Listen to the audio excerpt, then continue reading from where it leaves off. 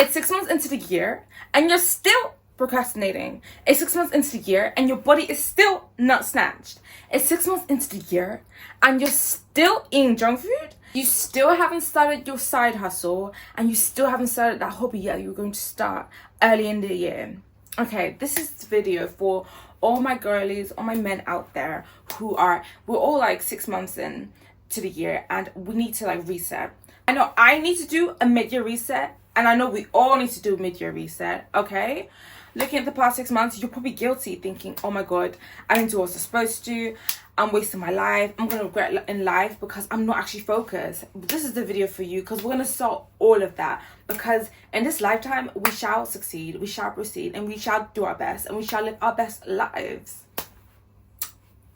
We need to review the pros of the first 6 months and the cons. So what went well and what didn't go well, or what were distractions that made things go downhill. So I would suggest creating a pros and cons list, or just a little review over what did well, and analyze that first. Analyze, okay, what did you actually do well, what was going well. Also make a note of like what part of the months, was it January, was it February. With like your pros, you can say, for me with my YouTube channel, okay, I'm more consistent than I was ever last year and I'm quite happy about that, but I could have done so much more because I have so much spare time. Even though I was going out a lot, I knew that there was so much time I could use. And why did it happen? Because I had so many distractions, and that's just throughout my 3 days I was getting distracted. And how could I improve? Well, we're going to talk about that later, but for now let's focus on like all the things that went well and all the things that you want to make sure you keep doing. So I know I have a schedule, like my notes app, so I know what I need to, well, what schedule I need to accommodate to. That was working well. Sometimes I don't look at it, so I created like a little schedule thing. I might put it up, it's on my wall, and I put notes on my wall to make sure I'm focused. So you need to look at the pros, what's working, and how can you enhance like what's working. As I said, having things on your wall next to your calendar, making notes of things that you need to do. Also me having a to-do list, that really helped a lot.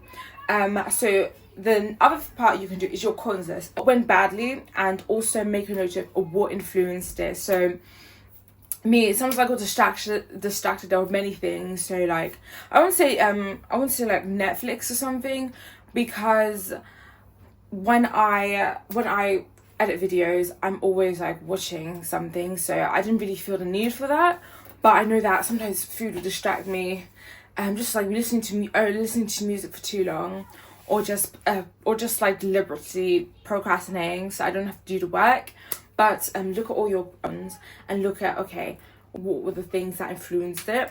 And after that, make another list of what I can do to prevent it from happening. So little things like deleting, if it's food, deleting all of like Uber Eats and delivery apps, which I will need to do, not delivery, but Uber Eats. And maybe setting yourself a budget for like if you go out to eat. If it's like going out and having fun with your friends, maybe setting a limit to how many times you do that, so like maybe once or twice a week, or knowing when to schedule people in, like, okay, this month I can't do it but next month is good. And pre-plan your months ahead in terms of going out having fun, and also plans and events with family members as well. Sometimes it's literally just I have like a day off and I don't need to put my mind into my YouTube stuff, but I just end up having a lazy day or getting distracted. So you can put like a timer on certain apps that you use, put a timer on YouTube. I know YouTube has like a sleep timer now as showing you when like you need to go to sleep, so use that if you need to. Also, what I've heard is that people who go to the gym, they usually lay out their gym clothes before they go to the gym, so that the following day they're not kind of stumped, well, they're not kind of convincing themselves not to go to the gym because they've got their clothes laid out, and it makes it just so much more easy for them. So that's another thing that you could do. Okay, so the next part that you should focus on is creating consequences for yourself. Because why are we improving ourselves? Why are we changing our mindset? It's because we want to achieve our goals, our dreams, our purposes. In order to do that, you need a purpose, you need consequences, you need a reason for you to do something that you don't want to do or don't feel like doing. You know, that is what you need to do in order to get what you want. So you need to start creating consequences. Basically, I remember I was watching a short and they said that the guy explaining it had a valid point. He said that you don't need all these self-help gurus, and that's kind of ironic because I'm doing it right now. But he said that one thing that you do need in order to succeed is have a fear of something, about something you don't want to do. So for example, someone who's poor, they don't want to be poor, they don't want to stay poor, so they do whatever they can do to keep their, or find a job, learn new skills and get a job. Like, think about times when you've had bills to pay, you're in bed and you have to go to work and you're so tired, but you're like, you know what, I need to get up because the bills need to be paid. You did it, you woke up, and I can tell you majority of people have done that. The reason why most of us work is to earn money so that we can make a living of ourselves and just eat, have a roof over our heads. So you need a specific purpose. So with your purposes and your goals, by having consequences, you can understand how the setbacks can hurt you. Because it's what they say, pressure creates diamonds. And I know that personally for me, experiences where I've been in a job and I've just had loads of pressure, mentally it's not so good for me, but not having pressure on me, I won't actually do the work. So I know that with slight pressure and just constant like reminding myself that I need to do it, I know that I will get the job done, because I put slight pressure on me, because I know if it's too much, I won't. If it's too much, I might, but I will mentally not be okay. If it's too little, I might not do it. So slight pressure is good, and you can do this by consequences. So so based on that video that I watched, the short video about being fearful of the things that you don't want in your life, I've created a list of things that I'm like scared of, like not like no regrets, not achieving something. I just create a short list that I can look back onto. I look at this like every week, Saturday, Sunday, when I've got time, just a quick like less than 2-3 minutes, just a reminder to remind myself of like the consequences. And one thing I also do every week is I have, as I've told you, I have my vision board. I'm now split it. I've always split it. I've got different types of vision boards. So my mindset vision board, my aesthetic, my goals, my assets, so like physical things. So like maybe having a car or like an apartment, a dog, that's on there. But yeah, so I have different vision boards. And in those vision boards, I mentioned this before, I split those up into 3. So what I'm going to do, what's the upcoming things, what I've done, and in progress. But if you want to know more about it, I have done a video before, but I kind of updated my vision board. So let me know in the comments if you want to see a video about a vision, well, how I do my vision boards and how it's been effective. Because so far it's actually been quite effective. I've seen progress. Like, I've had to take things off my done list because there's too much storage on there. But yeah, I've seen quite a lot of progress, and I know that I can keep going towards it, and it set me on track every time I look at it every week. So by having a vision board, I can see like, this is the life that I want, and if I don't achieve it, I'm not gonna get these things. So it's just a reminder of that. So that's kind of a way that I kind of pressure myself into getting the work done and keeping focus and on task. So those are like the consequences. I don't mean unhealthy pressure, so like maybe like slapping yourself to do something or talking badly to yourself. It's just, I don't think it's cute. I don't think it's good for your mental health. And I think I've tried before, and usually, guys, I'm someone that doesn't really care. So when I tell myself you shouldn't do that, that's lazy, or like, I'm just like, yeah, I don't care, you know, I don't care. So it doesn't really work for me, unfortunately. So yeah, I don't recommend it, but I would say that use your fears, because I know that I was in certain situations where I was feared. Like, think about when you first start a new job, you're kind of scared, and you see other people who have like started a job, and then you can tell that they're scared and worried that if they're not doing well because they want to keep the job, they really like the job, and you can see that the fear is what kind of helps them be good at their job, helps them be on time, it helps them with all of that. So of course it's best to have like slight pressure, not to the point where it messes you up. The third step that you should take is start creating systems over habits. So this has actually really helped me a lot, because I've seen a lot of progress. So with systems, I know what I'm talking about is having routines. So through these routines, knowing that on a specific day, let's say Thursday, I need to do the laundry, and I need to do my whites. I need to clean my whites, and I need to clean my like everyday clothes, my dark clothes. And every Thursday I kind of like automatically know, oh, I need to do my cleaning. Why? Because I look at my consequences. What if I don't get them clean? It might interfere with someone else who needs to do their laundry, or I won't have clothes for work. I won't have a fresh set of bed sheets, and also I won't have time to dry them, because you need to think that when you think of like small, short, easy tasks, it might be a longer process, so I need to hang them up and dry them. So by having a routine, I understand that the consequences of it, because some days I might miss it, or some days I might not do it. Then I kind of see, okay, yeah, I see how much of impact that has in my life. And sometimes, because I know on Thursdays I need to do laundry, and I know that maybe on that day I'm going out having fun, I booked a day off, I know that I can do it the day before, ahead of that day, so that I won't be disturbed on that day. So routines are really good. With systems, it doesn't just have to be like what you do every single week. It can also do throughout the day, like each day, especially on like weekdays. My weekdays are different to my weekends, because on weekdays I work, on weekends I don't, and I have my working from home days. So it's definitely best to have your weekly systems, your monthly systems, and also your daily systems. With daily systems, I usually have a to-do list, and I have like on my wall my schedule of what I should do every single day of the week. For my weekly ones, it's more like self-care, so like doing my laundry, doing my nails, knowing when I need to wash my hair. No, I wash my hair like Wednesdays and then like Saturdays.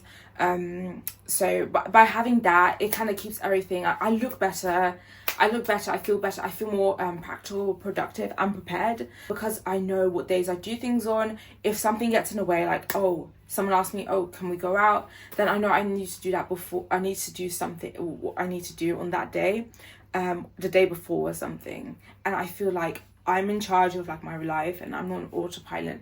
I'm actually taking charge of myself and looking after myself. I feel like I'm parenting myself, basically. Another thing that I've seen is really effective is like bulk prepping food. Oh my god. Whew. So I bought some new containers and whatnot, and with bulk prepping food, I don't have to, oh my god, every day I don't have to worry about like what I'm gonna eat. And I know that the food's gonna last me a long time throughout the week, and I don't have to worry about. When I was young, I used to hate eating the same thing, but now I'm like, I see how effective it is. I don't have time, especially on days when I'm working, I'm not going out. I don't have time to care for what I'm eating. I really care about the flavor as much because I'm so busy. So I've seen like how effective it can be, and also me having to think about what I'm gonna eat, what I'm gonna cook, if I have time to cook. It just all stresses me out.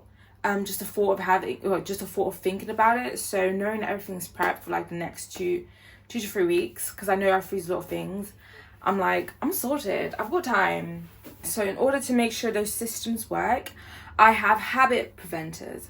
So habit preventers are things like, so you know me, I love snacks. So with that, like, I bulk prep, so I've got the food that I need. But with snacks, I'm still like working on this, but it's been somewhat working, where I told myself to stop going to shops. My fear list also prevents me from like going to shops buying snacks, because I know I don't want to gain more weight, and I don't want to spend time buying snacks, and I also don't want to spend money on it. So I just look at that list and remind myself every single week. I've also done things like delete my I need to delete my delivery apps. Before I was fine, but for some reason I've been doing it. I was like, I'll do it for a bit, but now I'm like, okay, no, we need to cancel it. It needs to go. I would recommend doing that. One thing that's also helped me is by having a to-do list. I look at my to-do list and I'm like, oh my, I have so many things I need to do. So I don't have time to be distracted, procrastinate, and do all those things. So to-do list really helps. And also timing myself does. Like when I know I need to do tasks, I'm like, okay, do before so-and-so. Or if I want to like take a break, like maybe watch something, then I'm like, okay, do that for like 15 to 20 minutes, because time will fly by and you won't be on track and you won't be able to do the things that you need to. Another thing that you could do is have a reminder on your phone, maybe a reminder to like tell you to stop doing this, like the habit for the day that you might do. A reminder on your phone is really good. People, like if you work or if you live home with family, if you live with friends, then you can order just roommates. Then you can just let them know that oh, if I'm doing something like a bad habit, then just give me a heads up, or just tell me to stop doing it or something. The fourth step that you should take is making your environment work for you. So if you think about it, if when you're at work, or even if you're working from home, your desk is tidy, it's clean, it's covered with like all your work documents and whatnot. Why? Because having a clean desk, it just keeps you focused. Maybe different people may be like artistic, they might need a messy space, but just know whatever works for you. I know that a quiet space, closed doors, a clean desk, everything clean, not just my desk but my room has to be clean, because sometimes I forget to get a hoover for the day, and I get distracted by the floor. I'm just like, okay, this is quite messy, I don't like it, and I know that I need to clean, make sure that I clean so that I can focus and feel the way that I feel that my environment is. So the best way to making like your environment work for you, so like for example, if you work at a desk, I don't really have any problems, but you can get those like comfortable like typing like pads to make it nicer for you. I think some of my colleagues have done that back in the office. You can get something where you can put, well, a stand for your laptop or something, get a better chair, just to make it more comfortable for you. You'll put away all of the distractions, so I don't have anything like distract on my desk, so maybe like a game or anything, and I make sure there's quite a lot of space. I've got space to do my work, and I know that with like my to-do list, my work, I have a separate like work notebook that I might need to scribble stuff on, because I know I have it on my phone. I put that under in my desk so that I've got quicker access to it. So you need to make your environment work for you. For example, if you're into like going to the gym, you could have like you can create like a home gym if you can. Or if you don't have a home gym, put like all of your gym equipment in like a box or one area so that you've got easier access to it. And my calendar is usually in front of my desk. It just helps me like keep focused, because the things I put around it just reminds of all the goals and like things that I want to achieve. Just little reminders that I have things to do. Like, you have to be on it, you have things to do. So that really helps. So even on days where I kind of just ignore it, I know that it's always going to be there. So I know there's something that I can't not ignore. This is the 5th step that I really like, and it's really changed my, it's only changed my like productivity, it's changed my mindset as well. So the 5th thing is reassess the content that you consume. So let's say with me, that maybe on the previous day I probably had a bad day previously, or bad evening. I might have just like binged on junk food or whatever, or just I was out the night before having fun. The following day I'm usually groggy and whatnot, but in order to not be like that, what I've done is start listening to a lot of self-improvement content on YouTube ideally, and also watching a lot of self-help and like a positive content. That's really helped me like change my mindset, or remind myself, okay, I need to be productive, or I need to do stuff today.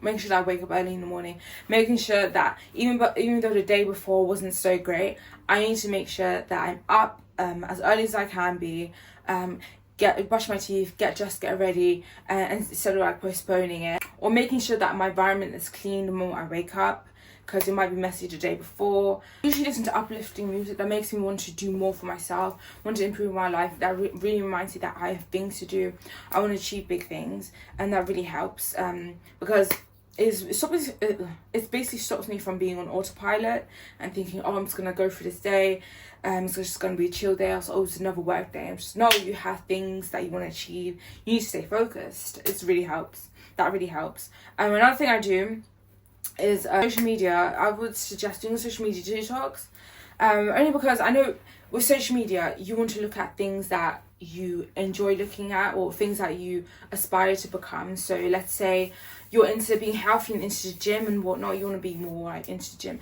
you're naturally going to follow these influencers who know what to do. They can give you techniques, they might post content that like you didn't know you needed in order to improve that aspect of your life, and you're going to follow what you want to improve in your life. I know that there's a certain lifestyle I want to live, so I'm going to follow influencers who live that lifestyle, so that I can aspire to it, or just to remind myself, okay, this is where we're going, this is why we're doing what we're doing every single day. These are the reasons why we're implementing these systems and habits, because we want to achieve these type of goals, we want to become this type of person. And also it's so wise to take advice and learn from the mistakes of people that you want to become. So hear me out.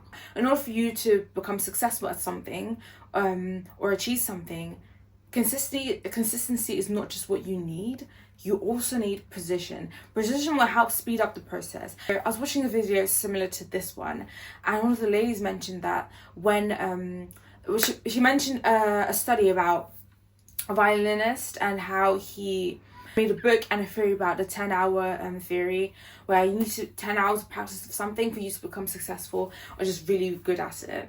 But what they found out later was that when people were actually doing this theory, they ended up finding out that there were some people who took 5,000 hours to learn how to like play the violin well. Some people took 12 hours, maybe 15 instead of 10 hours. So that just concluded that the theory wasn't accurate as it needed to be. But they were trying to understand, okay, why was this the case? It was because some people were precise when they were more precise and detailed when they were practicing. Other people may not have been as much, and this was because they weren't correcting their mistakes or just making the same mistakes and not really improving it or focusing on it during the hours that they did learn how to play the violin. And this makes so much sense. This makes so much sense. If you look at the greats like let's say Michael Jackson and Beyonce, they're really known for their work ethic, but it's not just the work ethic and the amount of hours they put in. It's because they're actually very detailed. Both of these are, if you're into zodiac signs, both of these are Virgos, and they're perfectionists. So if you're a perfectionist and you're practicing something, a hobby, a goal, or something you want to achieve, you're most likely going to, and if you are consistent, because some perfectionists aren't consistent because them being perfect kind of blocks them from wanting to do, well, from wanting to be consistent. So if you're a perfectionist and you're very consistent, you're most likely going to succeed at something and do it much more quicker than, let's say, your peers. By using precision to achieve your goals quicker, you can do it by tweaking your system. So for example, with me, I know that from 9 to 1ish, I try to eat during that backup, because I know that's when I need the energy. That's when I don't feel as lethargic when I eat, because I know when in the evening, if I eat big meals, I'm lethargic and I don't want to do anything. So at some point I realized that if I eat one meal, I'm gonna get hungry, and I tried having like healthy snacks and a milk tea with like no sugar. I tried doing that, but I was just like the hunger kept recurring. I was like, I don't think I could keep up with this. But I also noticed that when I do eat, I just feel so full. I'm just like, oh my gosh, I feel so, I'm able to like do the work and have more energy, but I just feel so full, and sometimes I have to force it down. But I was like, what if I just split up the meal? And I've been doing that, and it's just easier that way. If I just split up the meal and then eat it later in the day, it's just so much more easier, and it's less stressful on my stomach, and it's less stressful on me. I don't want to force myself to eat something when I don't really need it, but later in the day I will need it. So I thought this is actually crazy, because I know that it worked at first, but I started to realize that in terms of longevity, it doesn't work. So because I tweaked the system, it makes the process so much more easier. I've completed my journey of Invisalign, and I started doing teeth whitening at home.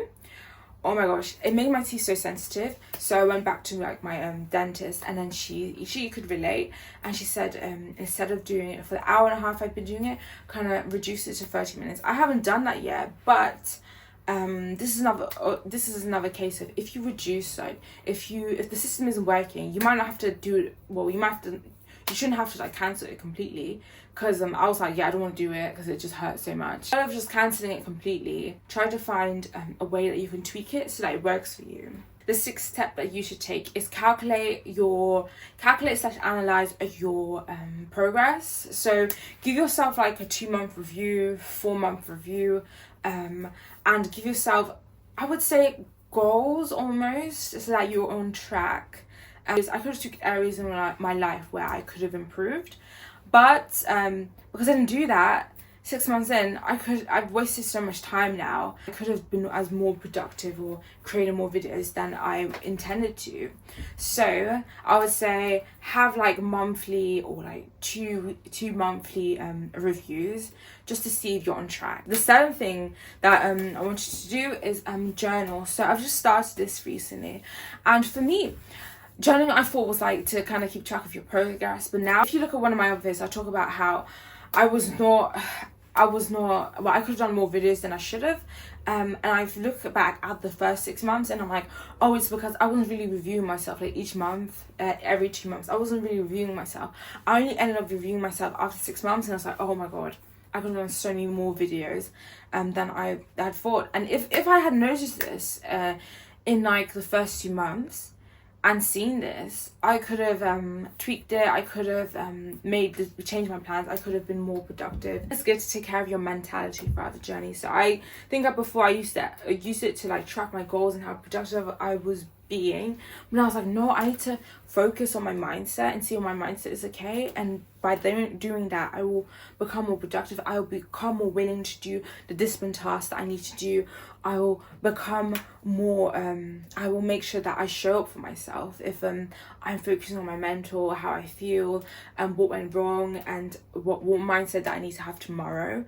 By journaling to help like my mindset, I also like to make a point of 3 things that I'm thankful for, only because it's just good to think about what you have. And basically there were times where I was sad, but when I look back at those times, I'm like, you know what, the situation wasn't as bad as I thought it was. You know, I'm like thinking about, oh, there were different opportunities that I could go for, that I could easily get myself out of that mindset of that situation.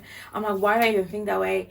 I know I'm only human, but I'm just like, when you look at it from like afar and just look at all the opportunities that you've had, the things that you could have done, you're like, oh, I could have done this and that. Of course, at the mindset I was in, and at the time that I was in, I didn't learn what I know now. So of course I can't really say that. But by being grateful for like 3 things every single day, it kind of helps you. It just keeps you sane and just a bit more positive each day. So I highly recommend doing that. Okay, those are all the 7 things that you need to do. Okay, we've got five-ish months left, 5-ish and a few weeks left. So let's do this. Like, the time is now. The time is now. Do your thing. It's on you. It's on you. Like, if you want to change, then it's on you. Okay, that's it for this video. Don't forget to like, comment, and subscribe. If you want more of these videos, then go ahead. Okay, also let me know in the comments like what other videos you want, any questions you have about all these 7 steps, and other things you would even recommend to other subscribers. Anyway, that was the end of the video. I hope you liked it. Bye.